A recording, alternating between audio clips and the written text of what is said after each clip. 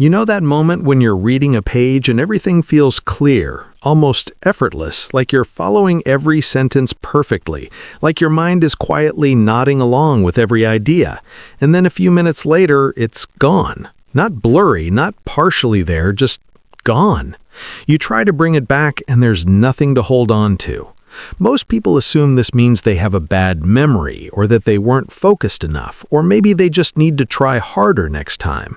But what if that feeling of understanding while reading is actually the reason you forget in the first place? Here's what makes this fascinating. Psychologists have been quietly studying this pattern for years, and what they've found goes against almost everything people assume about learning. Reading something smoothly, effortlessly, without resistance, is not a reliable sign that you'll remember it later.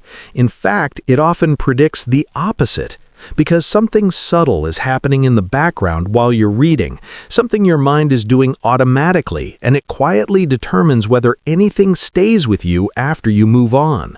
Think about how reading feels in real time. Your eyes move across the words, your attention flows from one sentence to the next, and everything seems to make sense. There's no friction, no confusion, no interruption. It feels like progress. It feels like your brain is absorbing information, storing it somewhere, building understanding as you go. But here's the strange part.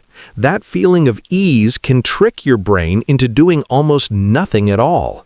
This is where it gets psychologically interesting and honestly a bit counterintuitive. Your brain is constantly deciding what to keep and what to discard, not in a loud or obvious way, but quietly in the background. And one of the main signals it uses to make that decision is effort. If something feels too easy, too smooth, too familiar, your brain assumes it's not important enough to store deeply, so it processes it lightly and then it lets it go. And most people never notice this because ease feels good. It feels like you're doing it right. It feels like learning. But your brain interprets that feeling differently. It treats ease as a signal that says, this doesn't require attention. This doesn't need to be remembered. So even though you feel like you understood everything, your brain never committed it to memory in a meaningful way. Here's the part most people overlook. Understanding something in the moment is not the same as remembering it later. Those are two completely different processes happening inside your mind. You can follow an idea perfectly while reading it, feel like it makes complete sense, and still have no access to it afterward. Not because you weren't paying attention, but because your brain was never asked to do anything with it. So the first step is going to sound almost too simple, almost too small to matter. After you read something, you pause. You don't immediately move on to the next paragraph or the next page. You give your mind a moment, and then you try to recall what you just read without looking back. Not perfectly, not word for word, not with pressure to get it right, just try to bring it back in your own way. And this is where something subtle begins to happen. That slight struggle, that moment where your mind reaches for the idea and tries to reconstruct it, that's the moment memory actually begins. It's not the reading that strengthens memory, it's the attempt to retrieve what you just read. Even if you only remember fragments, even if it feels incomplete, that effort is doing something important beneath the surface. Now, most people avoid this step without realizing it, because it feels uncomfortable. It creates a small sense of friction. It exposes the gap between what felt clear and what you can actually remember. And that gap can feel discouraging, but that discomfort is not failure. It's actually the signal your brain uses to decide that something matters. It's what tells your mind, this is worth keeping. Pay attention to this. If this idea resonates with you, you might enjoy exploring more psychology like this. Subscribing helps this kind of content reach people who may need to hear it, quietly, at the right moment, just like you are right now. Now here's where things deepen, because recalling information is only half of what your brain needs.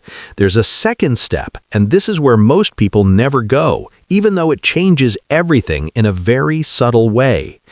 After you try to recall what you read, you explain it. Not in the author's exact words, not in a perfect or structured way, just in your own language, as if you were trying to tell someone else what it meant, even if that someone is just you. You take the idea and reshape it into something that feels natural to you. Because when you explain something, you're not just remembering it, you're reorganizing it. You're taking something external, something that came from outside your mind, and you're turning it into something internal, something that fits into your way of thinking, your way of understanding the world. And your brain responds to that differently. Information that you simply read stays fragile. It sits on the surface, easy to lose, easy to forget. But information you explain begins to feel like something you actually know, something you can return to, even later, without needing to see it again. Here's something particularly interesting about this. Your brain doesn't store exact sentences very well. It doesn't prioritize memorizing words in the form they were originally presented. What it really holds on to are connections, patterns, and meaning. So when you explain something simply in your own words, you're building that structure. You're creating a network of understanding, and that's what makes memory stable over time. Without that structure, information fades quickly, no matter how clear it felt in the moment. But with it, the same information becomes easier to recall, easier to recognize, easier to use, even days later, even weeks later, without forcing it. And this doesn't require long study sessions or complicated systems or perfect discipline. It's just two quiet shifts that most people never make. Pause and recall, then explain. It sounds almost too minimal to matter, but that's kind of the point, because your brain isn't asking for more information. It's already receiving more than it can hold.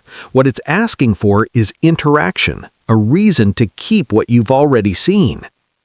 So if you've ever felt like you forget everything you read, like nothing really sticks no matter how much time you spend going through pages, it may not be a problem with your intelligence, your focus, or your discipline. It may simply be that your brain was never given a reason to hold on to it in the first place. And once you see this, you start noticing it everywhere. You notice how quickly things disappear when you just consume them passively, when you move from one idea to the next without stopping. And you notice how differently they stay when you engage with them, even briefly, even imperfectly. There's something quiet about this realization. It doesn't feel dramatic or life-changing in the moment, but it shifts how you approach learning in a very subtle, almost invisible way. Because now reading is no longer just about getting through pages or finishing chapters. It becomes something more intentional, more active, more connected to how your mind actually works. If this way of understanding your mind speaks to you, you can subscribe to stay connected, not as a routine, not as something you feel pressured to do, but as a way to keep exploring ideas like this at your own pace, in your own time. And maybe that's the deeper point here, not just remembering more, not just becoming more efficient, but understanding the quiet patterns behind how your mind works. Because once you understand that, you stop fighting yourself. You stop assuming something is wrong when things don't stick immediately, and you start working with the way your brain was naturally designed to learn. And sometimes that small shift in perspective, that gentle change in how you approach something as simple as reading, is enough to change everything in a way that doesn't feel forced, but simply makes sense.